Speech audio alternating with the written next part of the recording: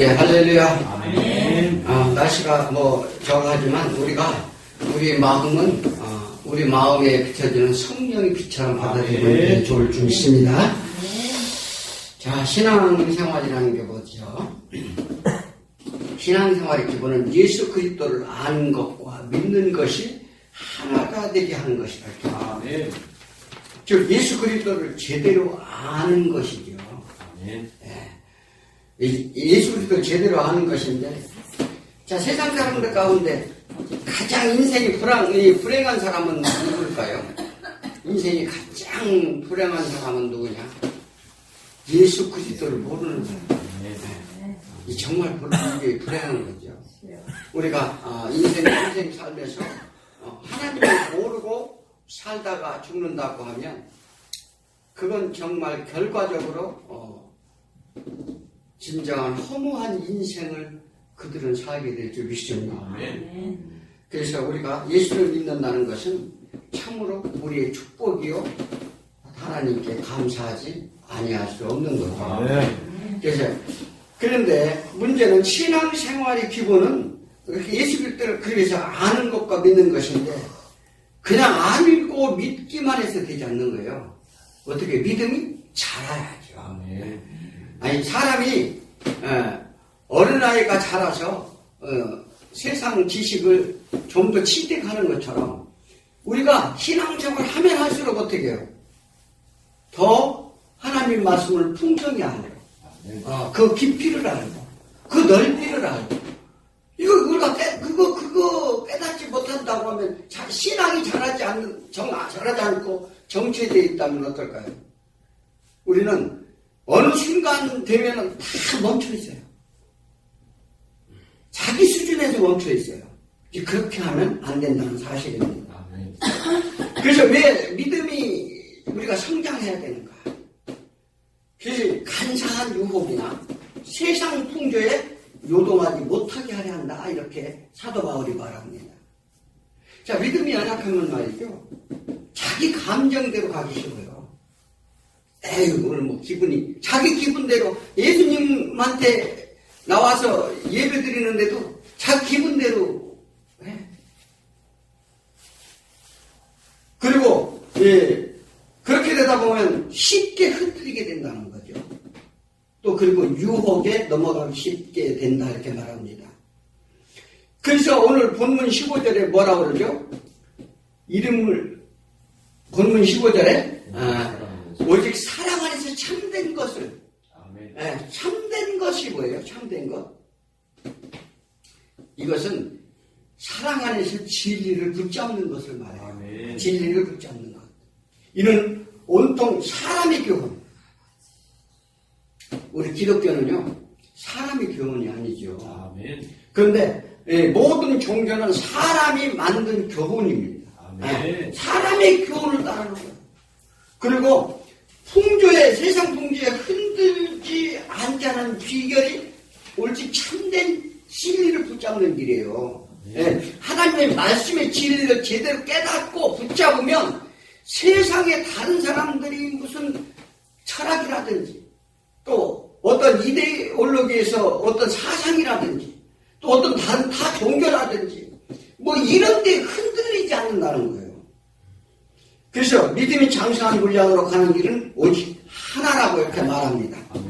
뭐요? 바른 예수라는 거. 또 그리고 바른 믿음으로 가는 겁니다. 우리가 믿음 생활 하다 보면요, 이게 예수가 여러 명이야. 그러면 되겠어요? 그러니까 저분이 믿는 예수하고 이분이 믿는 예수하고 다르다는 거예요. 사람들이 보기에. 그런가요? 그것은 예수 그리스도의 올바른 믿음이 서 있지 못해서 그렇다고 봅니다. 그래서 바른 믿음으로 사랑 안에서 참된 일을 하는 것, 즉 진리를 올바로 아는 것, 이것이 우리에게 반드시 필요하다는 사실입니다. 그럼 사랑 안에서 진리를 붙잡는 것이 그럼 과연 무엇일까? 진리가 뭐예요? 진리는 예수 그리스도가 진리예요. 오직 예수 그리스도가 진리입니다. 그래서 내가 길이요 진리요 생명이다라고 말씀하셨죠. 그렇다면 예수 그리스도 어디에서 예수 그리스도를 알 수 있는 건 어딘가요? 무엇인가요? 십자가인데 성경을 통해서 우리가 예수 그리스도를 알 수 있습니다. 이 성경에서 기록되어 있죠. 성경은 뭐예요? 처음부터 끝까지 예수에 관한 말씀을 증거합니다. 자, 엘마하러 가던 제자 두 명에게 예수님이 말씀하셨어요. 구약 선지자들이 가르치는 것이 바로 나로다 이렇게 말씀하시니까 그들이 같이 동행을 했음에도 몰랐는데 왜 그들은 어떻게 해요? 예수 그리스도를 쫓다가 예수 그리스도가 십자가에 죽으니까 실망해서 돌아오는 길이었죠. 자, 그런데 그 말씀을 듣고 그들은 예수를 믿었다고 이렇게 말합니다. 자, 신앙생활의 가장 필수는 예수 그리스도 알고 믿는 거예요. 그러니까 그들은 어떻게 해요? 구약에서 선지자의 말씀을 그들은 다 알아서져요.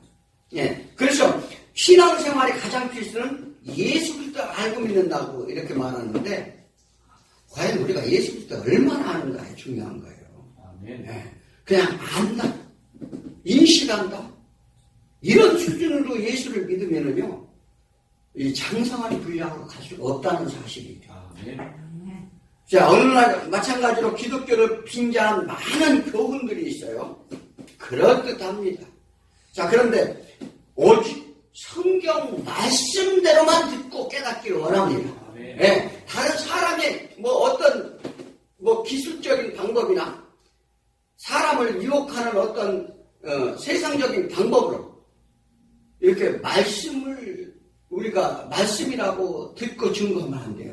그래서 어떻게 해요? 말씀은 구약성경과 신약성경에서 말씀하신 그대로를 믿어야 되죠. 믿습니다.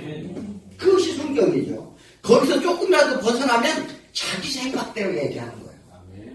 그래서 우리는 온전한 이 신앙생활은 예수 그리스도의 말씀을 제대로 알고 깨닫는 저와 여러분이 되길 소원합니다.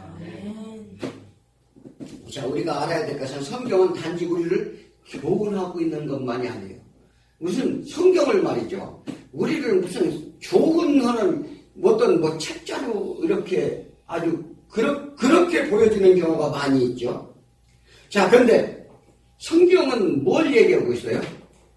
우리 인생의 본질 문제를 다루고 있어요. 네. 우리 인생의 본질, 내가 누구신지, 내가 왜 예수를 믿어야 되는지, 왜 하나님께 돌아가야 되는지, 우리 본질 문제를 다루고 있는 것이지, 물론 여기 도덕적인, 윤리적인 문제도 들어있습니다. 그거는요, 근데 그것이 세상에서 주장하는 그러한 풍습이 아니고, 그러한 교훈이 아니고, 우리의 생명을 다룬다는 사실을 우리는 아시기 바랍니다. 또 어떤 설화나 우화를 보면 또 안 되죠. 성경은 뭐예요? 천지 창조를 했다. 믿습니까? 아니, 하나님이 천지를 창조했다는 거. 또 그리고 성령으로 예수님이 잉태했다는 거. 또 세상이 역사에 주관하신다는 거. 또 우리를 위해서 예수님이 죽으시고 부활했다는 사실. 그런 사실을 믿어야 돼요. 내 안에 그 믿음이 딱 들어와 있어야 됩니다. 그게 안 들어와 있으면은요, 이 믿음으로 가기 어려워요. 그래서 어떤 이성적으로 보면 도저히 이해할 수 없는 일인데 이것은 이성적으로 판단하면 믿기 힘든 일이죠. 자, 고린도전서 15장 12절에 그리스도께서 죽은 자 가운데 다시 살아나셨다 전파되었거는 어떤 사람들은 어찌 부활이 없다고 하느냐. 그리스도가 만일 다시 살아나지 못하셨으면 우리가 전파하는 것도 할 것이요 믿음도 할 것이며 우리를 거짓 증언으로 증언할 것이다. 그렇잖아요. 우리가 뭐냐면 예수 부활이 없으면 예수를 믿을 이유가 없다는 거죠. 아니, 예수 부활이 없으면 믿음도 할 것이고 다 할 것이라고 그래요. 자, 그런데 왜요? 우리가 신앙생활하는 건 뭐예요? 우리가 뭘 하려고 믿어요? 부활 신앙을 믿잖아요. 네. 예수가 부활하셨으므로 우리도 그와 연합되어 부활한다는 거죠. 아니, 그것을 우리가 그래서 예수를 안다, 진리를 깨닫는다는 것은 예수와 같은 마음, 같은 생각을 갖고자 하는 거예요. 아멘. 그러므로 우리는 그런 예수와 함께 연합하여 우리의 부활 신앙을 믿고 우리는 달려갈 수 있을 줄 믿습니다. 아멘. 자, 모든 사람이 다 부활한다고 얘기했어요. 믿는 사람이나 안 믿는 사람이 다 부활해요. 아멘. 부활은. 아멘. 예. 믿든지 안 믿든지, 그런데 믿고 안 믿고는 어떤 차이인가요? 차이가 뭐가 차이죠? 예, 구원. 그러니까 우리가 영생하는 곳에서 사는 곳의 환경의 차이예요. 아멘. 천국과 소위 지옥이라고 그러죠. 아멘. 자, 그렇다면 우리가 이 세상의 삶이 끝이라면 예수를 믿을 필요가 없잖아요. 이 세상 열심히 우리 육신을 위해서 열심히 잘 먹고 잘 살고 누리고 사는 것이지. 그런데 이 땅에서도 우리가 누리고 살아야 된다 이렇게 주장하는 교회들이 많이 있어요. 그런가요?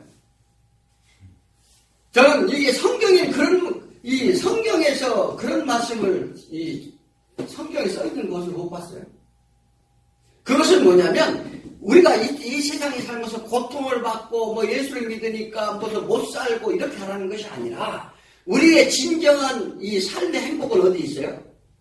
하나님을 믿음으로써 믿음 진리 안에서 갖는 내 평안이에요. 내 평안과 하나님께 감사와 하나님의 영광과 그것이 우리의 믿음의 생활입니다. 자, 그렇다면 그것을 하나님이 이 세상에서 우리가 잘 먹고 잘 사는 것을 하나님이 그렇다고 안다라는 것도 아니에요. 다만 뭐냐면 모든 것이 주 안에서, 주의 사랑 안에서 주어지는 하나님의 어때요?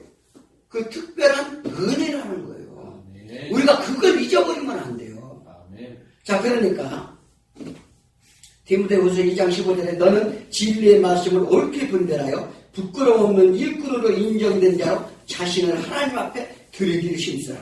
자, 우리가 하나님 앞에 드리는 믿음이 돼야 돼요. 아멘. 네, 말씀을 옳게 분별하는 일과, 그러니까 진리의 말씀을 옳게 분별하는 거죠. 그리고 하나님의 자신을 드리는 일에 힘쓰라 이렇게 말합니다.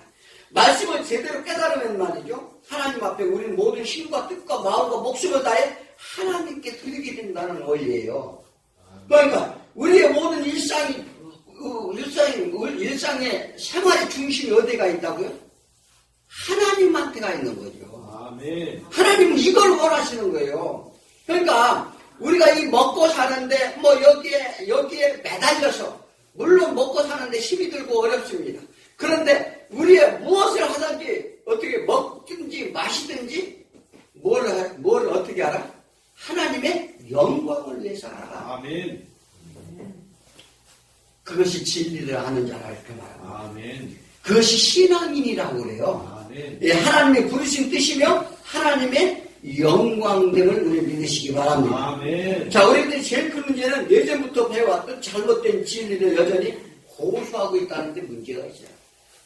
우리가요, 왜냐하면 진리는 변하지 않습니다. 그러나 뭐냐면 환경은 변해요. 아멘. 환경은 변하는데 예전에 우리가 기독교 맨 처음에 들어왔을 때 그것이 환경에 따라서 많은 사람들에게 위로와 이런 축복과 이렇게 줬던 것이요.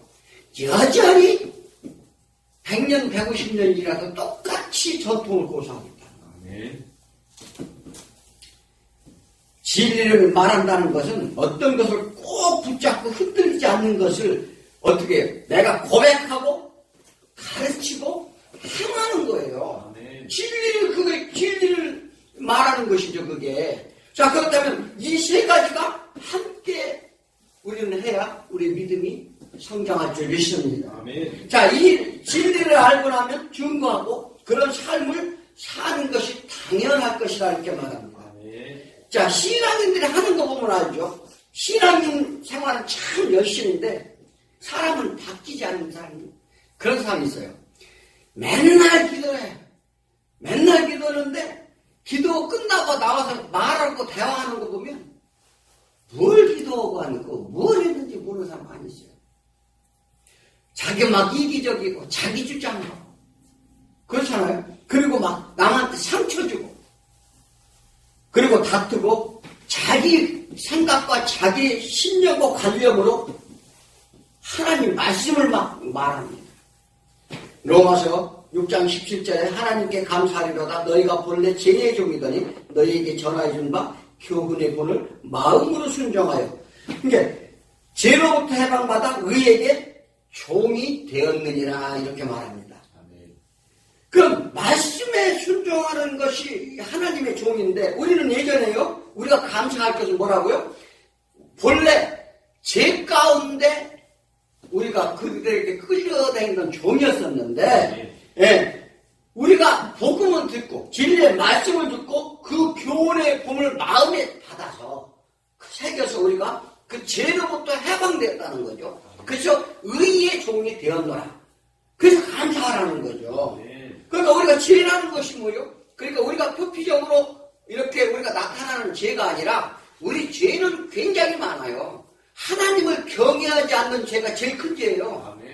그 죄일계명이잖아요.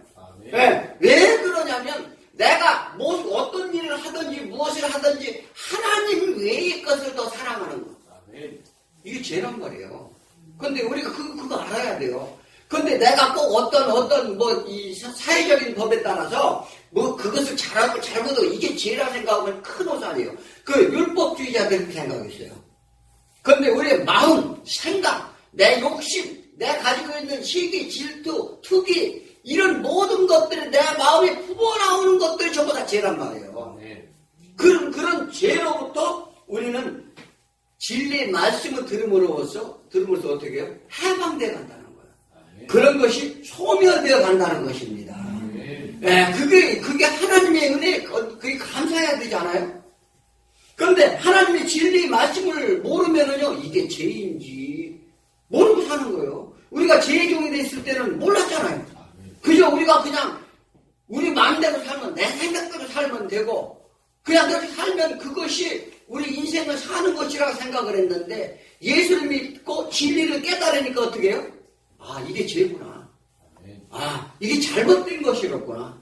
이 깨달으니 우리는 주님 앞에 감사해야 될 줄 믿습니다. 자, 우리가 진리 말씀을 드리면 마음으로 받아 순종함으로 죄로부터 해방되고 의롭다 여김을 주신다는 약속이에요. 네, 그래서 모든 것은 주의 사랑 안에서 그 진리를 잡고 얻으면 행하라. 그것이 너희의 본분이니라 이렇게 말합니다. 자, 사랑의 정의는 뭐예요? 사랑이라는 저는 이렇게 정의를 해봤어요. 과연 사랑이 무엇인가? 상대의 유익을 위해 나의 존재를 확장하는 거예요. 상대의 유익을 위해 나의 존재를 확장하는 거예요. 지금 뭐냐면 이런 상대가 내 안에 들어올 수 있는 공간을 내가 넓히라는 거예요. 네. 그래야 이 사랑은 감정 없어도요. 상대가 내 안에 거할 수 있도록 마음을 넓히는 거예요.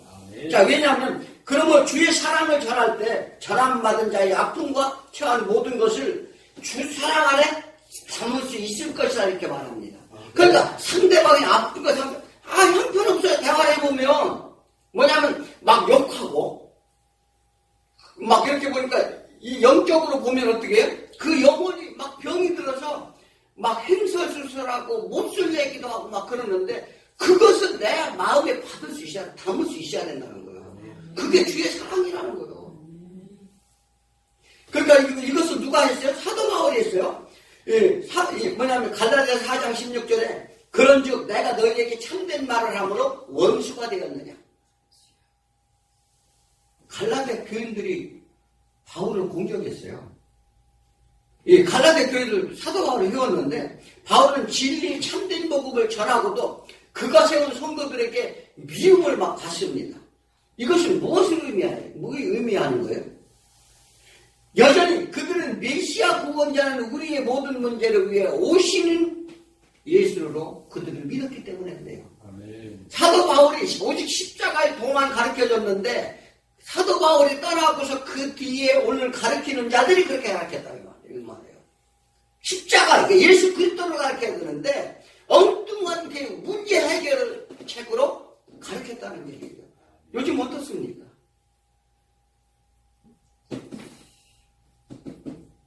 거짓 교훈에 속았다는 거죠. 바울은 애통해합니다. 그런 사들이 갈라디아 교회를 애통하는 마음으로 너희의 복이 지금 어디 있느냐? 너희들은 진정한 참된 복을 안다면 너희 눈이라도 빼어 나에게 주었으며 너희가 내가 전한 복음이 진짜인지 깨달았으면 너희 눈을 빼서라도 나한테 주었을 것이다. 그런데 너희가 지금 진리의 복음을 외면하고 엉뚱한 우리의 이 세상에서 뭐든지 해결받으려는 그러한 믿음으로 너희가 달려가니 이것은 정말 내 가슴이 아프다. 이 얘기를 하는 거예요. 복음의 가짜들은 자기에 대해 열심을 내도록 이간질 시킨다고 갈라디아서 4장 17절에 이렇게 말합니다. 그들이 이간질 시킨다는 거예요. 아, 그런가? 맞아. 하나님은 모든 능력을 가지신 분이니까 내 문제 이거 모두 다 해결해 줄 거야. 기도 열심히 하면 돼. 뭘 어떻게 하면 돼. 헌금 많이 해서 작정하면 돼. 요즘요, 씨앗 헌금이라는 게 있대요. 뭐냐면 미리 작정해가지고 내 소원을 두고 씨앗을 미리 심는 거예요. 심으면 어떻게 한다고요? 그게 때가 되면 그게 열매 30배, 60배, 100배 열매가 열린다. 그런데요, 거기에 다 속고 있다는 사실이에요.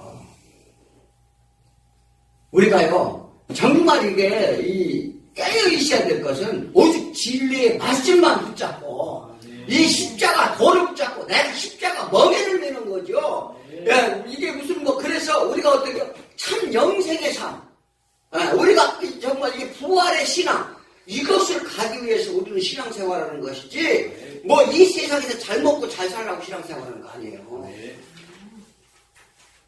그래서 바울은 갈라디아 교인들이 미움해도 내가 다시 세상의 고통같이 다시 가르치겠다 작정했어요. 예, 그것이 진정한 주님의 사랑. 이 사도 바울이 그 성도들을 품은 거예요. 막 공격해도 너는 가짜고 진심대로 복음이 아니다. 막 이렇게 공격하고 이간질을 시키는 자들에 의해서 이 사도 바울을 공격해도 그는 지금 교회가 그렇잖아요. 사람이 어떤 분이 믿음이 연약하고 참 영혼이 병들어 있으면 그걸 품어 안는 게 그게 하나님이 살아있지 미션입니다. 주의 사랑 안에서 참된 것을 우리는 찾아야 될 줄 믿습니다. 진리를 깨닫기 원합니다. 예수를 제대로 알고 그의 말씀에 순종하시기 바랍니다. 15절을 끝까지 읽으면 주의 사랑 안에서 진리를 붙잡음으로 잘한다고 이렇게 말하죠. 진리를 붙잡으면서 이제 그에게까지 자라지라 그는 머리니 곧 그리스도라 이렇게 말합니다. 어디까지 자라야 된다고요? 예수 그리스도에까지. 네. 그게 어떻게 해야 자랄까요? 그럼 예수 그리스도까지 우리가 어떻게 자랄까? 16절에 답이 나와있어요. 그에게 온몸이 강마디를 통하여 도움을 받음으로 연결되고 결합되어 각지체의 분량들에 역사하여 그 몸을 자라게 하며 사랑 안에 스스로 채우는 일이라. 서로 연락하고 결합된다는 거예요. 그리고 자란다는 것입니다. 이게 하나가 되는 얘기라는 거예요. 예수 그리스도가 그러니까 예수 그리스도는 내 안에 나는 예수 안에 예수님이 있잖아요. 나는 하나님은 내 안에 내가 하나님 안에 있는 것 같이 그들도 나를 내 안에 들어와 날 믿었으므로 그래야 어떻게 해요? 그에게 생명의 기운이 공급된다 이렇게 말합니다. 예수 뜻에 우리가 어떻게 같이 하고 하나의 목적을 향해 간다는 사실을 우리 믿으시기 바랍니다.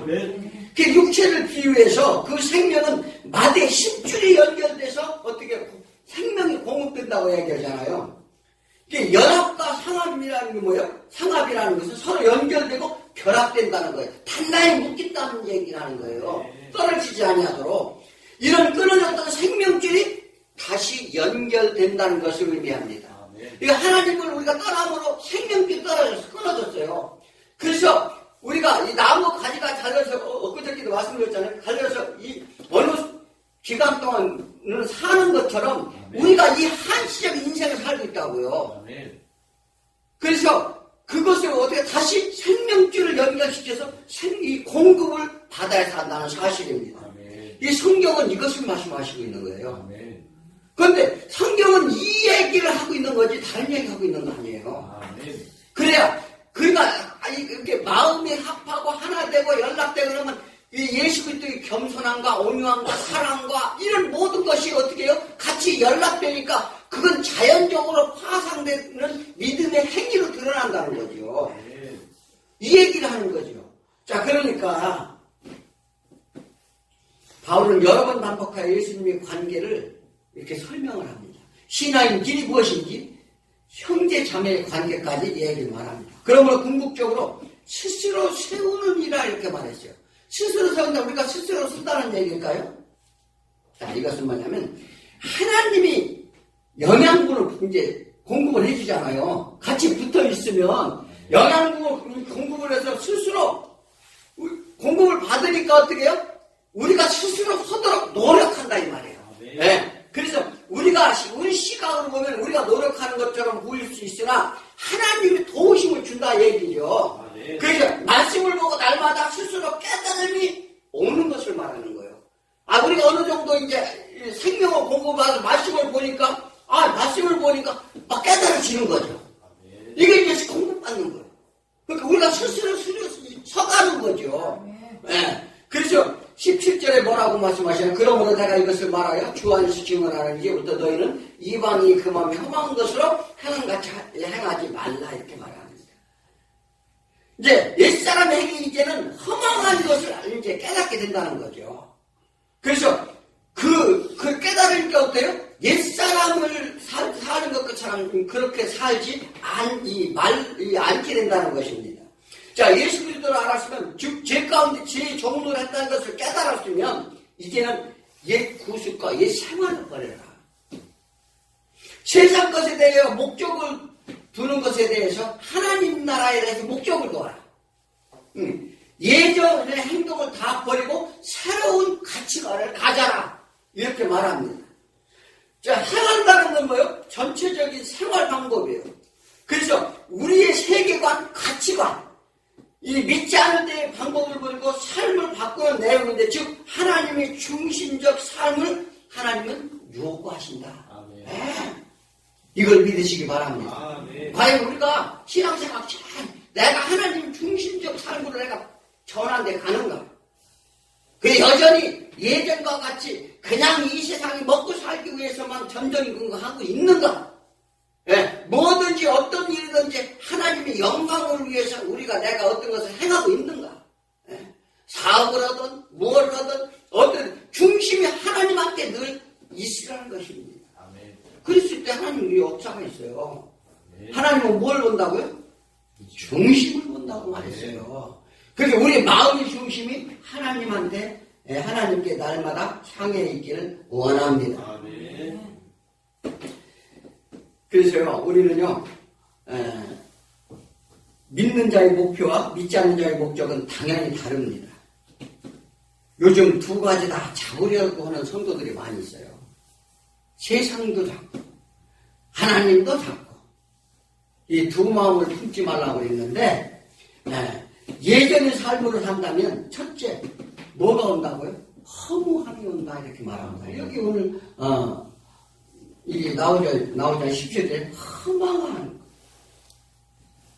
이 마테오 테스라는데 아무것도 없는 텅 비어있는 걸 얘기하는 거예요. 그러니까 세상은 허무함을 채우며 수많은 것을 내놓고 얻으려고 합니다. 아브라함 때 배웠죠. 자기 의를 자꾸 내놓는 거예요. 왜? 내가 살아가려고 그걸 내놓고 그걸 찾으려고 하는 거죠. 그런데 그랬더니 종착역에 가보니 어떻게 해요? 헛된 집만 쫙 싸가지고 온 거야. 그러니까 어떻게 아무 필요 없는 거. 그것이 뭐냐면 헛된 것이 아니라 고통만 가져갔다는 거예요. 고통만. 솔로몬이 인생을 한번 봐요. 그렇게 많은 부와 명예와 이 세상 것들을 쌓았지만 결국은 어때요? 그가 허무함만 가져왔잖아요. 네. 그러니까 그래서 19절을 읽어보면 그들이 감각 없는 자가 더러운 방탕에 방해마요. 이 방탕은 뭐예요? 허비하는 것인데 필요 없는 거 소문이가 엉뚱한 짓 하는 거죠. 그러니까 뭐냐면 아무 가치 없는 삶을 사는 걸 말합니다. 예수를 믿지 않는 모든 삶의 평원입니다. 예, 그러니까 길도 없이 방황하는 거죠. 이것을 하나님이 의지하지 않는 삶에서 오는 필연입니다. 자, 과거 우리 삶을 한번 되돌아보시기 바랍니다.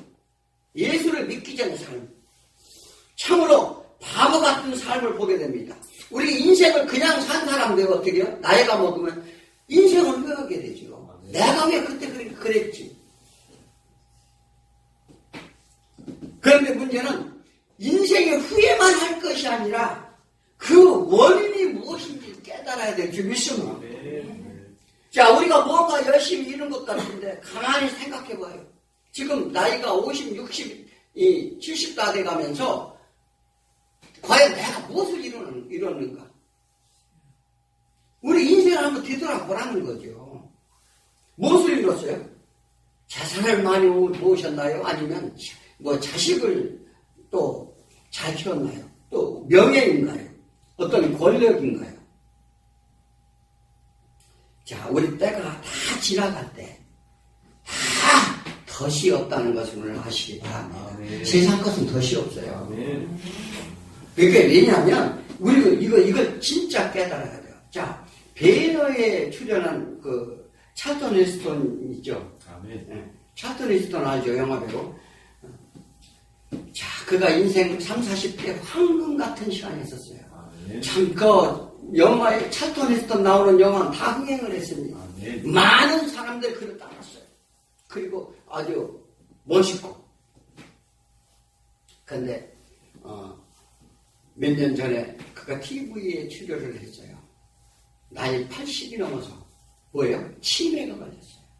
치매가 걸려가지고 하는 얘기가 내가 더 기억이 없기 전에 여러분들한테 마지막 인사하러 나왔어요. 이렇게 나오는 거예요. 우리가요 아무리 유명세를 타도 아무리 세상 것을 어리거나도요 다 소용없어요. 부질없어요. 그게 그래서 뭐냐면 그가 나왔어요. 지금 내가 왜 이렇게 내 인생이 허망한지 자꾸 그런 마음만 듭니다. 이렇게 고백했다는 거예요. 자, 우리가 때가 되면 똑같아요. 그러니까 우리가 미련한 게 얼마나 미련하냐면 그것을 듣고 어느 깨닫지 못하고 그것을 진정으로 내 가슴에 안 받아들인다는 문제가 있어요. 세상 것으로 영광을 누린다 해도 결국 얻는 것은 필요 없이 소모한 허망한 것, 방탕한 것이라는 걸 우리가 아시기 바랍니다. 세 번째 또 한 가지는 총명이 어두워지지 말라 했어요. 18절에 그들의 총명이 어두워진다. 이건 총명이 어두워지면 어떻게 되는 거예요? 사람이? 분별력이 없어지죠. 분별력이 없는 어리석은 자가 되죠. 우매한 자가 되죠. 세상 사람들은 자신이 똑똑함을 내세우려고 합니다. 무슨 박사네 석사네 그리고 명함에 자기가 이런 일도 있고 저런 일도 있고 자기가 모든 일을 다 이루어진 것처럼 명함에 그렇게 하고 다니죠. 이렇게 자랑합니다. 사실은 그게 어리석은 자예요. 왜? 자기 이 총명이 어두워진 그것을 포장하고 가리는 거예요. 그런데 그 하나님을 믿지 않는 사람은 그걸 몰라요. 진리의 말씀이 없는 사람은. 자, 타락한 옛사람 모두 총명이 어두워진 상태라는 것입니다. 누구나 다 알 것 없이. 왜? 하나님을 이 진리의 말씀을 모르는 자는요 총명하지 않은 거예요. 그것을 뭐냐면 흑암에 있는 자라고 그렇게 말하죠. 흑암에 있는 자가 어떻게 총명할 수 있어요? 그리고 그것은 소경이요 기머거리라 성경은 이렇게 표현합니다. 그리고 살았으나 죽은 자라고. 로마서 1장 18절에 하나님이 진노가 불의로 진리를 막는 사람들의 모든 경건하지 않음과 불의에 대하여 하늘로부터 나타내시나니 이는 하나님은 알만한 것이 그들 속에 보입니다. 이제 하나님의 알만한 것이 모든 사람에게 다 보였다는 거죠. 하나님께서는 그들에게도 보이셨느니라. 창세로부터 그의 보이지 않는 것, 그의 영원하신 하나님의 능력, 신성이 모든 만물에게 분명히 보여 알려줬으니 그러므로 그들이 핑계하지 못하리라. 아멘. 그런 하나님을 알렸는데 하나님을 영화롭게 하지 않고 감사하지도 않고 오히려 생각이 허망해지고 어떻게 해요? 미련한 마음에 총명이 어두워졌나니 자신들은 지혜롭다 하나 어리석어서 영원한 하나님의 영광이 썩어 없어질 사람을 의지하고 사람을 바라고 사람을 두려워하고 사람한테 영광을 나타내고 새와 짐승과 땅의 모든 것과 우상으로 그들은 다 바꾸었느니라. 아멘. 어떻습니까? 이게 뭐냐면 하나님의 진노와 불의가 있는 것은 하나님을 경외하지 않는 거예요. 아멘. 그 자기네들이 똑똑하다고 자기네들이 잘났다고 이렇게 다 떠들지만 그들은 하나님의 보시기에는 그들의 생각이 허망하고 미련하고 어두웠고 이렇다는 거예요. 참으로 인간은 미련합니다. 자신은 똑똑하다 하는데 최첨단 항공 우주국에서 일하는 사람들이 뭐 하는지 아세요? 저기 달나라 가는데 잘하게 달라고 뭐 이렇게 잘하게 달라고 돼지머리 갖다 놓고 제사 지내요. 아니 그게 어쩐 일이에요? 돼지머리는 어떻게 해요? 다 죽은 거 어떻게 입도 이렇게 웃게 만들더라고요. 네, 눈도 눈웃음 치게 만들고. 자, 이게 얼마나 미련한 짓이에요. 그 최첨단을 달린다면서. 우리는 스스로 연약하면 하나님께 고백하시길 바랍니다. 우리 지혜는 정말 초라하고 내일 아니 1시간 후도 모르는 우리는 봉사예요. 봉사. 아무리 똑똑한 자에도요 소용없어요. 무지한 자는 하나님의 생명이 떠나 있도다 이렇게 말합니다. 세상 사람들 우리를 미련하다고 합니다. 어쩌다 친구를 만나면 왜 사서 고생을 하느냐 그런 얘기예요. 왜 교회를 내서 고생하느냐 그런 친구들 그런 얘기예요. 미련하다고 그러죠. 자, 고린도전서 2장 14절에 육에 속한 사람은 하나님 성령의 일을 받지 못하느니 이는 그것들이 그들에게는 미련하고 어리석게 보임이요 그것을 알 수 없나니 그러한 일은 영적으로만 분별하기 때문이라. 네, 영으로만 분별할 수 있다는 거죠. 십자가 이거는 멸망한 자에게는 미련한 것이요 구원받은 우리에게는 하나님의 능력이라 이렇게 말씀하셨습니다. 자, 하나님이 잘난 척하는 자들은 다 어떻게 해요? 어떻게 한다 했어요? 폐하시겠다. 아멘. 얘기했어요. 세상에서 잘난 척, 높은 척, 있는 척, 가진 척 하는 자들은 다 폐하고 무너뜨릴 것이다. 그래서 얘기했죠. 누가 잘났다고 하더냐? 세상의 지혜자가 과연 누구더냐? 변론가가 누구냐? 세상의 지혜로는 하나님을 너희가 알지 못하느니라. 아멘. 세상의 지혜는 하나님 알 수가 없어요. 네 번째는 마음이 굳어져서 하나님의 생명에서 떠나 있다고 이렇게 말합니다. 오늘 오늘 얘기해죠. 18절에 하나님의 생명에서 떠나 있도다. 자, 세상 사람들은 어떻게 하든지 하나님을 부정하려고 합니다. 왜 그럴까요? 왜 우리 기독교를 부정하려고 해요? 자, 불교를 부정하는 사람 봤어요? 한국 사람은 불교 부정 잘 안 해요. 왜 그럴까? 왜 예수님만 핍박하는가? 다른 종교는 다 같은 편이에요. 같은 나라 소속이라고요. 그런데 종교 다원주의자들이 참으로 어이없게 그것을 다 어떻게 해요? 목적지를 갖다 이렇게 말합니다. 자, 세상은 마음이 굳어져서 하나님을 부정하고 대적하는 자들이 하수인 노릇을 받기 때문에 그런 거예요. 자, 애들 교과서에 이 창조론을 공부하나요? 뭘 공부해요? 진화론을 공부하잖아요. 그러니까요, 이게 뭐냐면 하나님의 창조를 부정하는 거죠. 어려서부터 창조론을 가르치는 게 아니라 진화론부터 가르친다고요. 창조는 아예 어떻게 해요? 교과서에 나오지도 않아요. 그리고 그들은 진화를 증명하려고 평생을 연구하는 자들로 피곤해하고 있어요.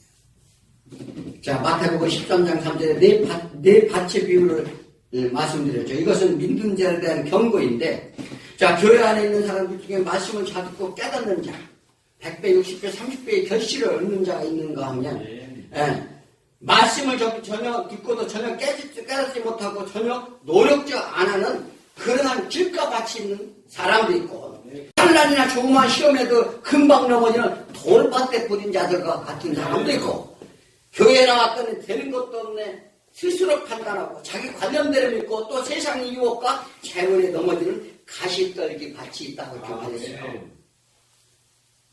예배드리면서 자꾸 세상 생각을 하는 사람이 있어요. 예배는 여기 몸은 여기 앉아있는데 마음은 세상 가운데가 있는 사람이 있어요. 교회에 나와 예배드릴 때 세상 걱정, 또 세상 재미, 즐거움, 설령 이 가정 사업일지라도 어떻게 해요? 그냥 하나님께 모두 다 맡기시길 바랍니다. 내 사업 문제, 내 모든 문제, 내 이거 왜 교회 가서 걱정하고 있어요?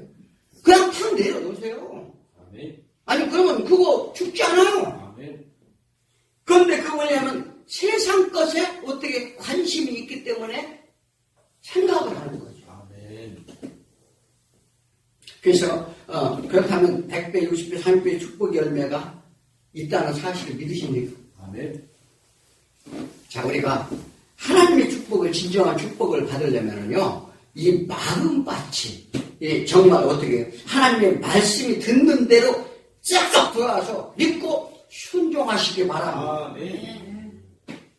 자, 19절에 뭐라 하죠? 그들이 감각 없는 자가 됩니다. 감각 없는 자.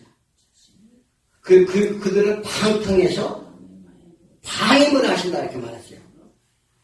돈의 열망을 가지고 세상 욕심을 가지고 자제적인 상실되고 제가 죄인지 영적 무감각에 빠지게 되면 그래서 멸망에 이르게 될 것이다. 하나님이 그냥 놔둔다는 얘기죠. 그러나 성도는 그리스도께서 어떻게 하시는가? 우리의 마음판을 갈아 엎으신다 이렇게 말합니다. 뭐가요? 말씀이. 네, 그래서 굳은 마음은 하나님이 부드럽게 한다는 사실을 믿으시기 바랍니다. 그렇다면 말씀을 깨닫고 열매가 맺게 된다는 것이죠. 이것은 하나님의 은혜요 성령의 열매라고 말합니다. 자, 기경된 볕에 반드시 예수님의 씨가 떨어져야 된다는 사실을 믿으시기 바랍니다. 예수의 씨가 떨어지지 않으면요 내 마음까지 갈 수가 없어요. 씨는 말씀인데 내 마음속에 들어와야 열매를 맺는다는 사실이에요. 말씀이 내 안에서 능력이 된다는 사실입니다. 옛것을 부순다는 사실이죠. 새로운 피조물로 만든다는 거죠. 디모데전서 4장 1절 그러나 성령이 밝히 말씀하시기를 후일에 어떤 사람들의 믿음에서 떠나 미혹하는 영과 귀신의 가르침을 따르리라. 자기 양심이 화인을 말해요. 화인이 뭐예요? 인두를 지지는 걸 말해요. 그러면 상처에 인두를 지지면 거기가 어떻게 해요? 감각이 있어요? 감각 없는 거죠. 그러니까 죄가 들어가도 감각이 없어요. 네, 그러니까 그렇게 굳어진다고 얘기를 하죠. 화인을 맞은 자는 이 제사함을 받지 못한다고 말합니다. 자, 그것은 666 짐승의 표를 받는 거예요. 그래서 그런 사람들은 귀신의 가르침을 쫓게 된다는 걸 오늘 아시기 바랍니다. 그런 자의 삶을 본다면 우리가 어떻게 사나? 디모데후서 3장 2절에 자기를 사랑하며 돈을 사랑하며 자랑하고 교만하며 비방하고 부모를 거역하고 감사하지 아니하고 거룩하지 아니하고 또 무정하고 원통함을 풀지 아니하며 또 절제하지 못하고 사나우며 선한 것을 좋아하지도 아니하느니라. 일 같은 곳에서 너는 돌아서라 이렇게 말합니다. 자, 사람들은 나의 즐거움, 나의 해악으로 아무리 시간을 많이 소비해도 그러니까 사람들은요 나의 즐거움이나 나의 쾌락을 위해서 즐거움을 위해서 아무리 시간을 많이 소비해도 아깝지 않게 얘기해요. 그런데 예배 드리는 시간에 조금 설교가 길다고 어떻게 해요? 그러면 안 되는 거예요. 내가 세상 즐거움 가서 놀아봐야 시간 가는 줄 모르고 막 그냥 그걸 그렇게 합니다. 막 즐겁게 하면서도 그게 어떻게 해요?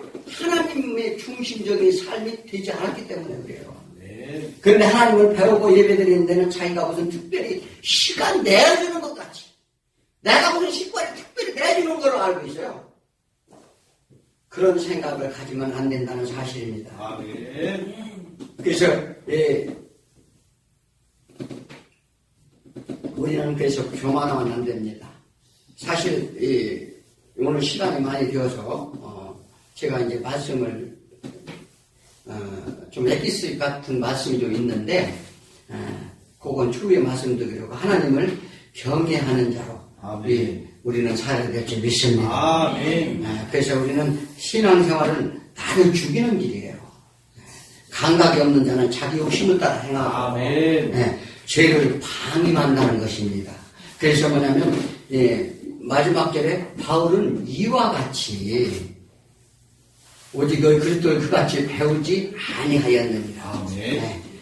자신의 유익한 삶을 위해서 험한 것을 채우는 삶으로 가르치지 않았다는 거예요. 죄를 지으면서도 죄인지 모르고 화인 맞은 것을 예수 그런 삶으로 너희들 그러니까 예수를 믿는 자가 그런 자는 예수를 믿는 자가 아니라고 말합니다.